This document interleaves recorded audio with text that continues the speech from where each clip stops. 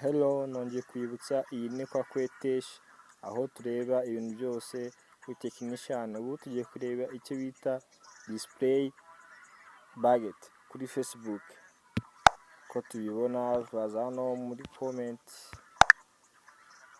notification ahantu ziherereye urayibona aha irahari, bayiduhaye kuri page yacu yitwa card band culture kiyaye campus fan. Icyo dukora turemezaho turebe, turabona bari kudusaba display budget. Mbere kubikanda tubona dusome byinshi twumve. Hano bari kutubaza what is a top fan budget on Facebook.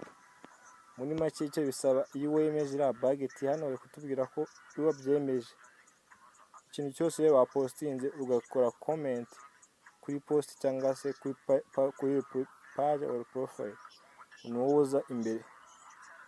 Ikindi batubwira kuri page cyangwa cyose ni wowe mufana ubanza imbere. Icyo kintu cyose ukora, ikintu ukora hano uraza ukayemeza bikagenda. Ubwo ikintu cyose wakora utanga comment bihita biza, ni wowe uza imbere y'abandi bose. Wowe ikintu ukora ni kimwe gusa, wowe iyo ubona ko wemeze baba banabikubwiye, wowe uraza hano ugiye muri page yawe, ugiye dusacinga page hano. Aha turebe ahangaha iyo wakoze comment biba binagaragara, uri top fan wowe bibigaragara.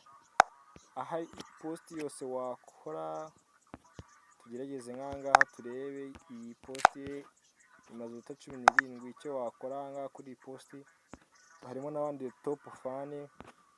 Wowe icyo ukoze iyo uhisemo kwandika comment, nta kindi uraza uri top fan. Ubona hano harimo undi top fan, urabona ni umuhinde ntiwamenya ibizina bye.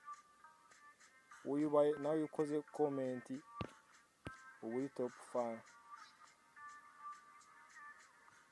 Tuze turebe, urabona nawe wabaye top fan. Ubu mwebwe ni mwebwe mwaza imbere y'abandi bose. Icyo mwakora cyose, uje wese ahita abona ko muri top fan. Urumva iyi top fan iba imeze neza. Turebe n'ahandi post yose wakoraho uza uri hejuru, post ari yose.